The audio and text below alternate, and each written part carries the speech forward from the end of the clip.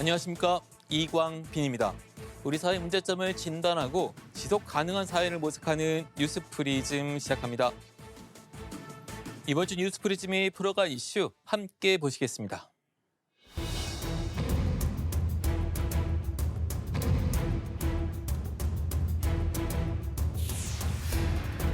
First month as a product.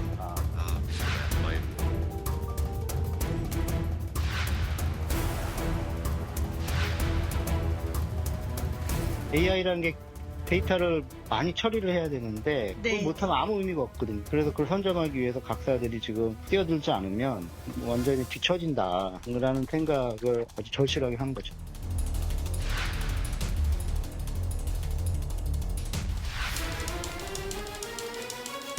일본政府は先端半導体の国内製造基盤の整備に向け前例のない大胆な支援を講じてきました。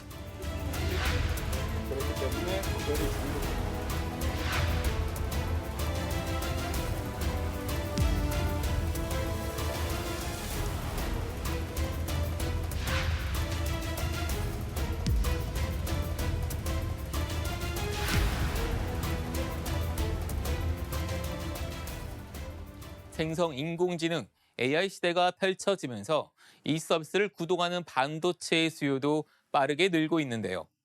반도체 가운데서도 AI 모델 훈련의 핵심인 엔비디아의 그래픽 처리 장치, GPU 등 AI 반도체 칩 수요가 급증하고 있습니다.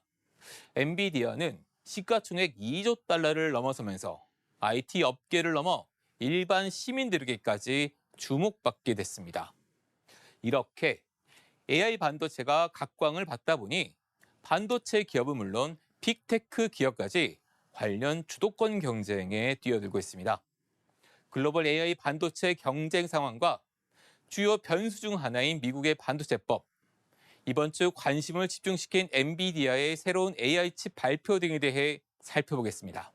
먼저 김주영 기자입니다. 지난해 11월 생성형 AI 챗 GPT가 등장한 이후 세계 반도체 산업의 판도가 바뀌었습니다.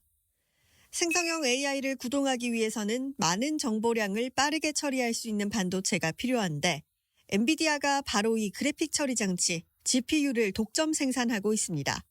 엔비디아의 독주가 이어지는 가운데 후발주자들의 발걸음도 빨라지고 있습니다.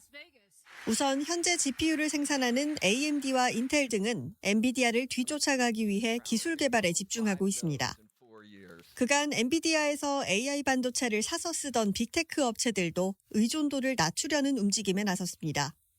챗GPT의 개발사 오픈AI는 샘 올트먼 CEO가 AI 반도체를 자체 생산하기 위해 7조 달러에 이르는 대규모 펀딩에 나선 걸로 알려졌습니다.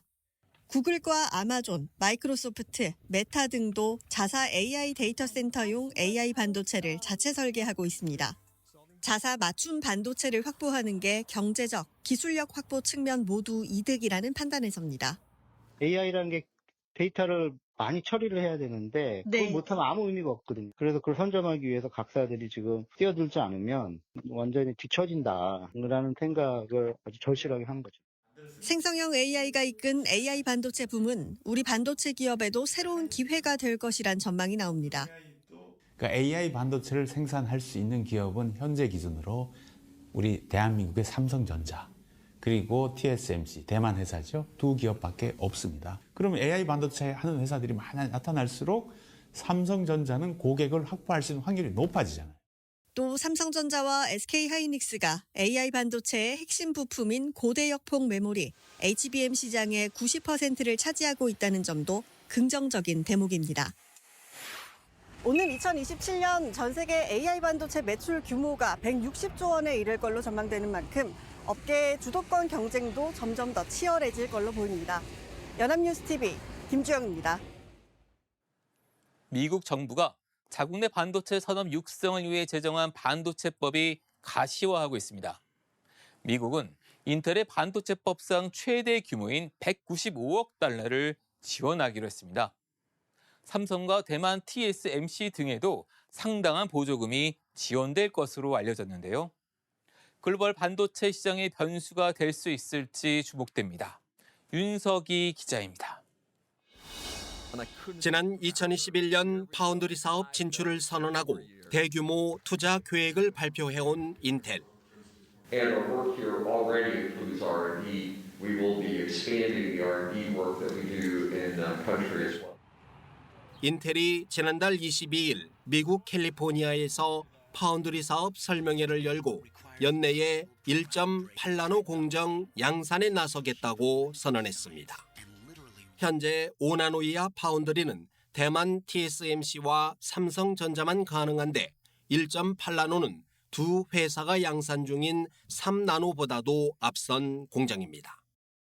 인텔의 이 같은 자신감의 배경에는 미국 정부의 지원이 있습니다.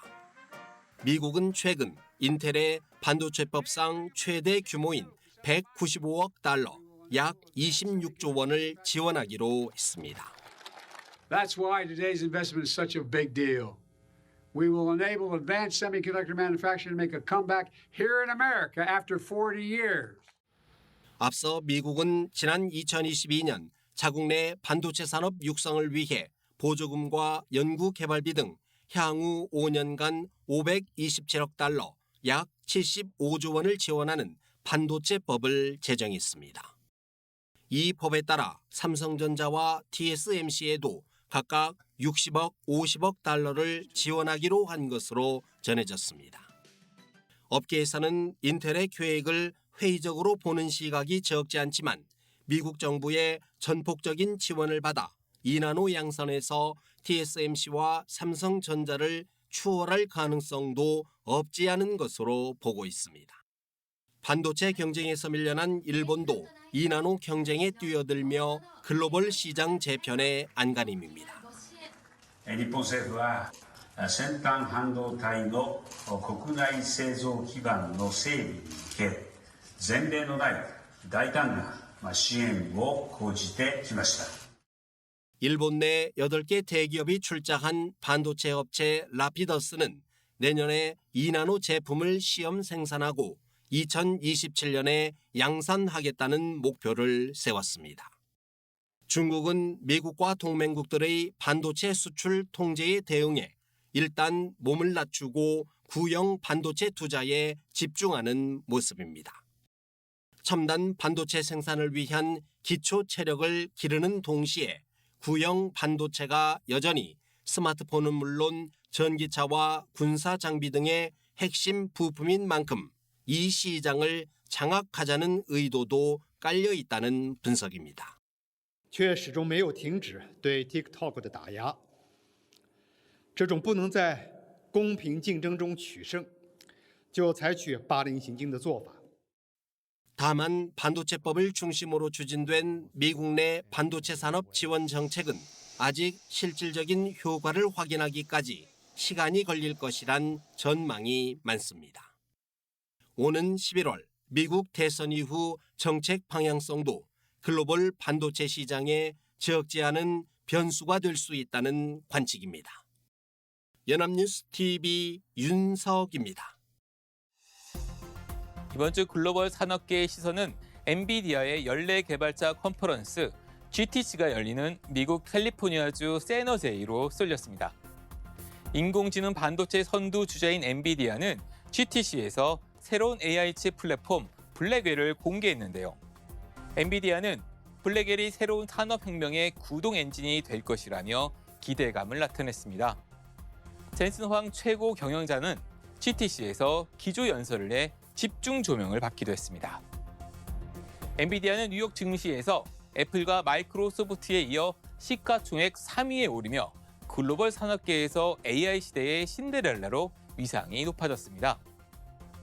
엔비디아의 새로운 칩에 관심이 쏠리는 건 AI 서비스의 발달과 관련 산업계의 시장 판도를 전망해 볼 수 있기 때문입니다.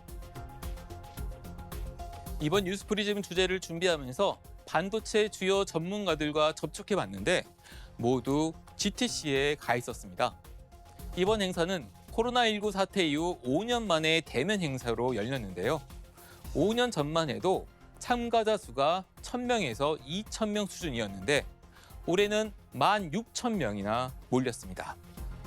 엔비디아의 움직임이 AI 시장 판도와 밀접한 관계가 있다는 것을 보여주는 한 단면이죠. 엔비디아가 삼성전자, SK하이닉스와 칩 생산을 위해 협력해온 만큼 우리 경제와도 직접적인 연관이 있습니다. 삼성전자와 SK하이닉스는 GTC에 부스를 설치하고 AI 칩에 들어가는 5세대 고대역폭 메모리 신제품을 전시해 기술력을 뽐냈습니다. 아마존과 구글, 메타, 마이크로소프트, 오픈 AI, 테슬라 등 미국 빅테크들은 일제히 엔비디아의 신규 AI 칩을 도입하겠다고 나서기도 했습니다. 그러면 이번 행사를 통해 AI 발달 어떻게 전망해 볼 수 있을까요? 젠슨 황은 인간 수준의 범용 인공지능 AGI는 언제 가능하다고 보느냐는 질문에 AGI가 수학이나 읽기, 독해력, 논리, 의학 시험 등에서 5년 안에 인간보다 더 잘할 수 있다고 생각하느냐고 묻는다면 아마도 그렇다고 대답할 수 있을 것이라고 말했습니다. 폭발적인 성장이 예고된 AI 시장을 둘러싼 글로벌 반도체 대전. 반도체 경쟁이 치열해질수록 AI 기술 개발 속도에도 영향을 미칠 것으로 보입니다. 이렇게 심화하는 글로벌 반도체 경쟁 속에서 중요한 건 인재와 기술을 육성하고 지키는 것이겠죠. 자국 보호주의 흐름 속에서 우리나라의 반도체 기술 보호 실정은 어떨까요? 정다혜 기자입니다. 최근 경쟁사인 미국 마이크론으로 이직한 SK하이닉스 연구원에게 법원이 매일 1,000만 원을 지급하라는 결정을 내렸습니다. 이직 7개월 뒤에야 나온 결정이었지만 잇따르는 기술 유출 문제에 대한 우려가 반영됐다는 해석이 나왔습니다. 2019년부터 5년 동안 국가 핵심 기술을 포함한 기술 유출 적발 사례는 96건으로 꾸준히 느는 추세입니다. 20년간 피해액은 100조 원이 넘는 것으로 추산됩니다. 특히 글로벌 반도체 기술 경쟁이 치열해지는 가운데 핵심 반도체 기술 유출에 대한 경고음이 커지고 있습니다. 문제는 솜방망이 처벌입니다. 국가 핵심 기술 유출 법정형은 3년 이상 유기징역이지만 실제 평균 형량은 1년 6개월 수준. 이마저도 실형 선고는 10% 미만이었습니다. 반도체 산업 육성에 팔을 걷어붙인 정부도 기술 유출의 심각성을 인지하고 대책 마련에 나섰습니다.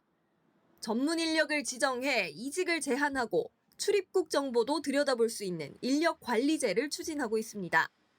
대법원 양형 기준도 국가 핵심 기술 유출 시 최대 징역 18년까지 선고할 수 있도록 대폭 상향한다는 방침입니다.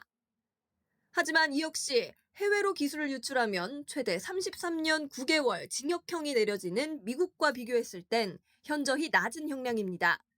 때문에 일각에선 미국이나 영국처럼 형법을 개정해 기술 유출을 간첩죄로 더 엄격하게 다뤄야 한다는 지적도 나옵니다. 전통적인 의미의 그런 간첩보다 의도하지 않은 방향으로 이제 기술이 흘러 들어가서 그 결과적으로 이제 국가의 안보를 저해한다든지 이제 이런 개념의 뭐 간첩법이랄까 이런 거를 정비해 나가는 시대고요. 합당한 인센티브와 근로환경 개선으로 이직 요인을 줄여가야 한다는 목소리도 커지고 있습니다. 미국만큼 많이 주고 미국만큼 잘 살고 신경 안 쓰고 연구하게 하는 분위기 만들면 돼요. 근데 우리나라에 오면 연봉이 4분의 5분의 1로 줄어요. 전문가들은 심화하는 글로벌 경쟁 속에 기술 유출을 막는 건 국가적 과제가 됐다며 국가 차원에서 대책을 속도감 있게 추진해야 한다고 입을 모았습니다. 연합뉴스TV 정다희입니다. 이번 주 GTC와 더불어 주목받은 글로벌 산업계 소식은 애플이 구글의 생성 AI 모델 제미나이를 아이폰에 탑재하기 위한 협상을 진행 중이라는 보도입니다. 애플은 생성 AI 개발에도 뒤처진 데다 온 디바이스 AI 스마트폰 시장, 곧 스마트폰에 AI 기능 칩 및 소프트웨어 자체를 장착한 시장에서도 삼성전자에 뒤처졌는데요. 애플이 불리한 형국을 타개하기 위해 오랜 경쟁자였던 구글과 적과의 동침을 선택한 겁니다. 글로벌 반도체 대전, 그리고 이와 연계된 생성 AI 시장 경쟁, 우리는 관련 시장에 어떻게 대비하고 있는지, 관련 인재 육성과 기술 보호는 어떻게 하고 있는지 면밀히 점검해 봐야 할 때입니다. 이번 주 뉴스 프리즘은 여기까지입니다. 시청해주신 여러분 고맙습니다.